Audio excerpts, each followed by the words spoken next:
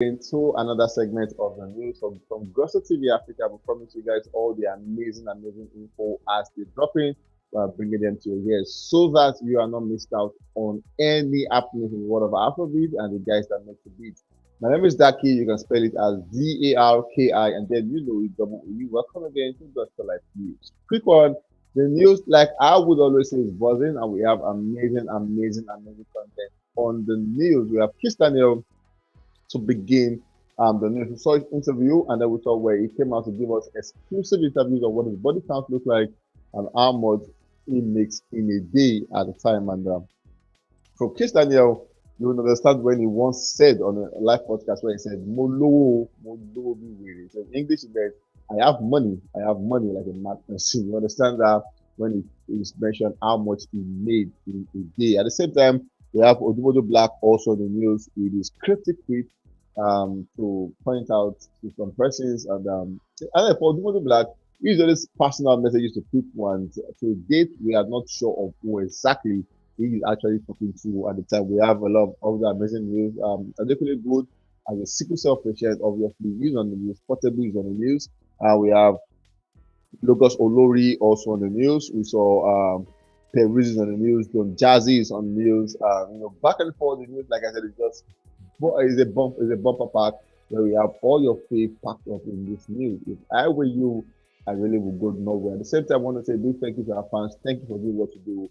We love and appreciate you guys so much. Thank you.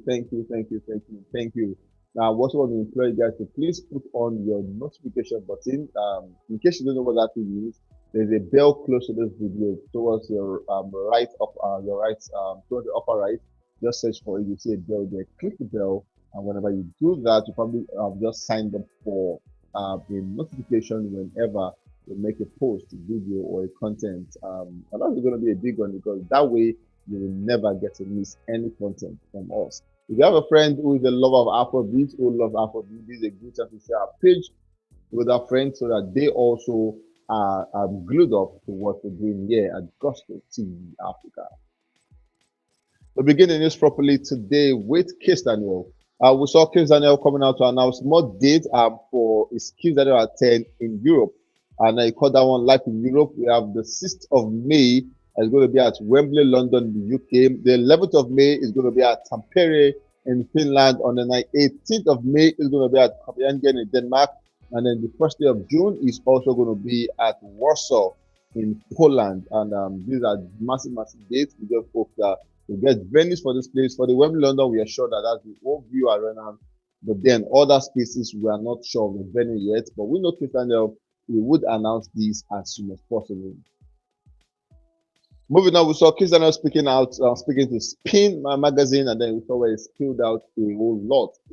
Now, the interview began saying, "What was your household like growing up?" Then he said, "I stayed in Abeokuta, Nigeria with my family and spent most of my time there. It is called the Rock because it's surrounded by rocks, basically. So it's like we are blocked from civilization and everything. Somehow, we're here today."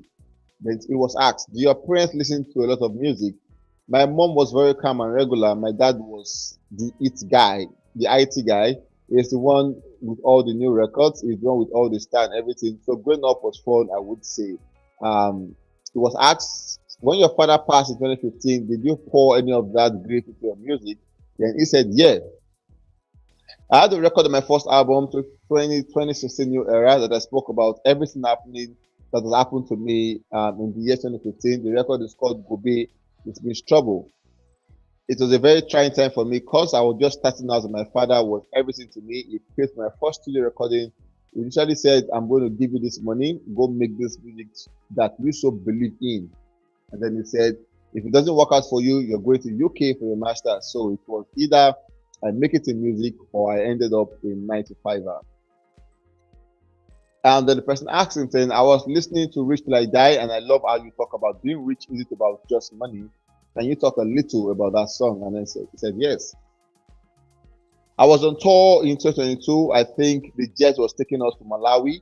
I slept in the jet, and the idea for this song came to me. It was more like a vision. I woke up and I told my manager, hey, this came to me, and I know this is going to speak to a lot of people. 2022 was one of the busiest years in my career. I must say, I toured the world it was such a beautiful thing. I was just feeling rich in everything. I had my boys, I had all of this glory and appreciation coming all around the world. It was such a beautiful feeling, and I thought to share it with the world. And that's how the record came to be. I was just speaking into people's consciousness because all I want to be is rich till we die. Was also asked, your first single blew up in 2014, and that's 10 years of fame, 10 years of hard work. What would you say has been the most rewarding part of all of this? He said, the fact that I'm still here 10 years just makes everything just worth it. I didn't plan for 10 years to stay in the game. I just wanted to come and drop my each record, make enough money, take care of myself and my family. There's this thing that always say it doesn't last. They just always say that fame doesn't last. When people are listening to you, you have to be smart to make as much money as you can, because your fans are not going to be loyal to you. And that has been the back of my mind. Anytime I drop a record, I feel like it might just be the last, and then somehow it's 10 years of consistently dishing out some great music, and I'm still here. 10 years after, still on this journey, that's the biggest reward I could ever dream of, coming from Kizz. He was asked, I was watching an older interview with you, and someone asked you, you have a hit record, and you are like, well, you just keep making good songs. He said, exactly.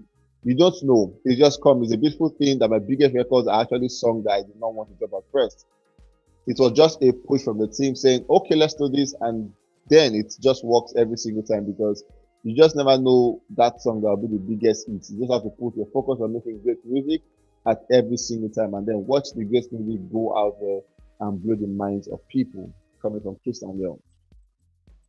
We saw where it was asked, I want to talk a little bit about this name dispute. I found it really compelling that your first name Kizz, and then you had to change to Kizz. How did you go about the place you were, and you were okay with moving forward and everything, and the kind of and obviously the issue with the label? And then he said, I had this thing going on with my former label back in the days, but was I either delayed? But it was either I delayed and tried to get it out, because I had every right to have my name and all of that. I just got bored, and I felt like Kizz is less general and it's more intentional.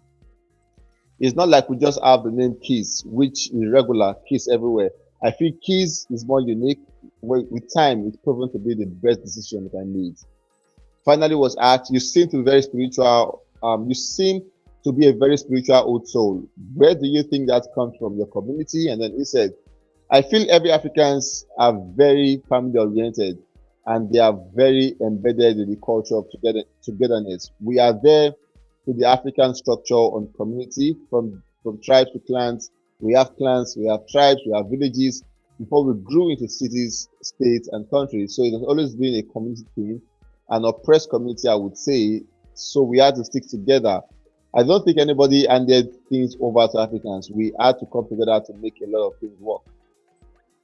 An American kid can just wake up and talk to their parents however they like. They get to have freedom from like 16 or 18. But back home where I'm from, even when you are 60, as long as your parents are still alive and breathing, you cannot disrespect your parents. It's a taboo in Africa. In Africa, your neighbors are like your extended family. Everyone in your business, everyone is in your business. You can live in America and not say hello to your neighbors. Everyone just mind their business and go about their daily tasks. But I have met a lot of beautiful, amazing souls in America. These were the words of Kizz on the Spill interview. We saw where a Twitter fan asked him, saying, Kizz, what is your body count? And Kizz said, my total body count, the amount of persons I've slept with, are 67. Now, how we managed to count that is really hilarious, but then he said 67 is what the figures look like at the time he answered this question. And that person asked him, saying, Bado, how much do you make today at Kizz? And he said 285 million naira was the amount he has made just for one day. Now you understand where he meant when he said rich like guy and Molowo and all of that. You don't know where it's coming from. For a man who is making 285 million naira for just a day, it means he really must be a rich person. Moving on from Kizz, we'll go straight to OdumoduBlvck. We saw OdumoduBlvck coming out with a tweet where he said, No Love, Small Light. That's the name of the EP. And then they said, make we not forget, say, some AK market days ago, people through color show. Make we know they try do one family, one family. Now time to wear boots, enter field, play ball. This is coming from industry machine himself. He calls himself OdumoduBlvck. He didn't stop there. He also came out to say, ask those around me. In 2016, when I started, I said I want to make the kind of music that people will castigate in the open, but enter the wardrobe, plug the earpiece, and listen. It's okay to criticize my lyrics. The babe will not the drag. They actually using the F word with my spirit. She's just she just helped expose the fact that there are people who do whatever they are dragging here for. Because from the best of my knowledge, she doesn't only support my music, she supports me. Good night, coming from Industry Machine. Now, OdumoduBlvck is one person who cares less about your thoughts about him. He goes about doing his daily activities. However you think about him, it's your business. Moving on, we saw him coming out to say it's about impact and legacy, results, not be by mouth. Your mama the seafood chop, the church or chore supports less. This is also coming from Industry Machine. We saw the album tour coming out to give us update that the Ezioku project have now spent 17 weeks atop on the Nigerian Spotify album chart, and by that it became the second longest charting #1 album of all time on Nigerian Spotify. He tacked down saying hip hop legacy. Moving on, we saw for the top 10 most streamed album on Spotify between the day of February 16 and 22nd. We have OdumoduBlvck Ezioku #1, Walk of Art #2, I Told Them 3, Presidola Pluto #4, Timeless #5, Sincerely Benson #6, Boy Alone #7, Mr. Mono the Vibe #8, Queen Madi #9, and Maverick by Kistanel sitting pretty as #10.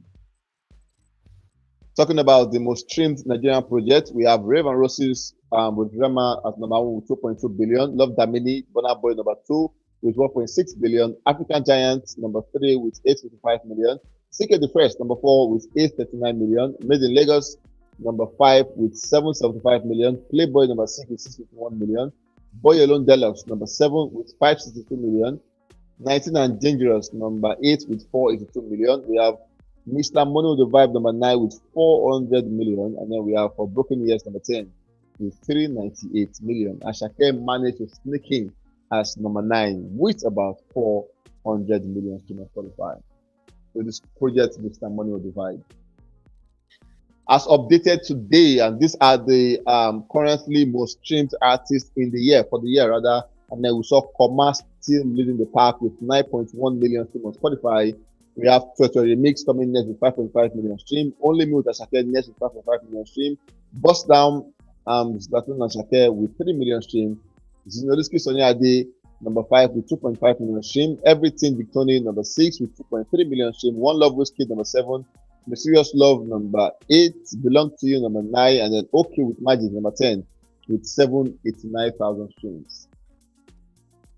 Moving on, we saw Adekunle Good coming out to share heartwarming encouragement to all his fans who are sickle cell patients who are fighting sickle cell.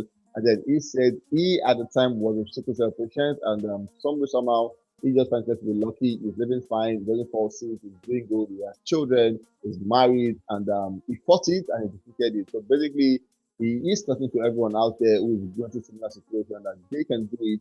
Just keep fighting, don't give up, don't give in, just keep fighting, just keep fighting. One of the stages you discover you have done 2 years and you are not sick at any point. That way, you know you have defeated sickle cell.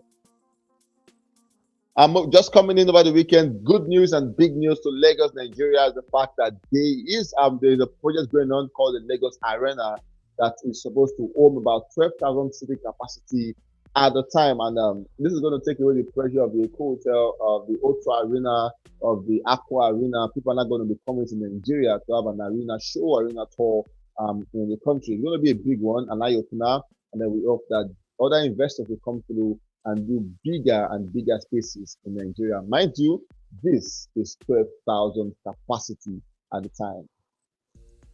Moving on, we saw Portable actually, it was live at Bella Shmurda show in London, and we saw Portable in Euphoria coming in fully dressed, and when he left the stage, he was almost naked, climbing speakers in London, almost climbing the pole that led up at the time. Portable is one person while performing. He is so loose and free, and he enjoys the space, he enjoys the stage. If you give Portable a space on the stage, you make sure he utilizes everywhere. No wonder people love his performances. His dance step were amazing. He killed the dance step. Portable is that guy that there is no way you would not like it. And moving on, we saw Portable looking at Wale, and just maybe they could plan a collaboration on Ludin because we're sure that one we stepped out with Portable is about to drop, and this time Portable has just linked up with Wale. Wale, obviously, we saw them have a conversations, talking a thing or two to themselves, and we just hope that it is a build of Portable at the time, a proper build up that would launch him into the international space. Moving on, we saw Logo Solori coming out to say, as a young artist, he made sure he wrote everyone at the time. Obviously, all young artists who singing will, at a point or the other, have written Don Jazzy at the time. And then we saw Logo saying, yes, he also wrote Don Jazzy at the time. He wrote him, but he didn't get a response. He also said he wrote Burna Boy, but then not for music, but because Burna Boy had a post where they had a disagreement. He didn't agree with Burna Boy, and they had to post it. But however, he wrote Don Jazzy for a thing or two, but obviously he did not pull through. He also mentioned the fact that he and Olamide was the first person to co-sign him at the time, where he met Olamide in Dubai, and he felt like if he had a version of Olamide, he would have been a brilliant artist. But to date, he did not get that verse. However, Davido saw him, picked him up, and worked with him. And on the song Unavailable, him and Peruzzi came together on the song to do the unavailable thingy, and that's why when the plaque came, they both had privileges to own one plaque from the UK for themselves. Moving on, we saw Don Jazzy coming out with a post where he said, "Back to the music with Corridor Below. I linked. Okay, back to the music. Corridor Below and I linked up. You will love this one. Tag me your videos when you learn the song. I am curious to see how quick you learn it. It is simple. Mind my business." Incoming from Corridor Below and Don Jazzy. Indeed, Don Jazzy has been obviously making sure that he pushed this boy back into the limelight, doing everything possible. We just hope that this one would be a very, very good proceeding in bringing him back to the center stage. Finally, we saw earlier in the day, Davido called out these organizers of Malta 224 by saying they were capping because it was not going to be there.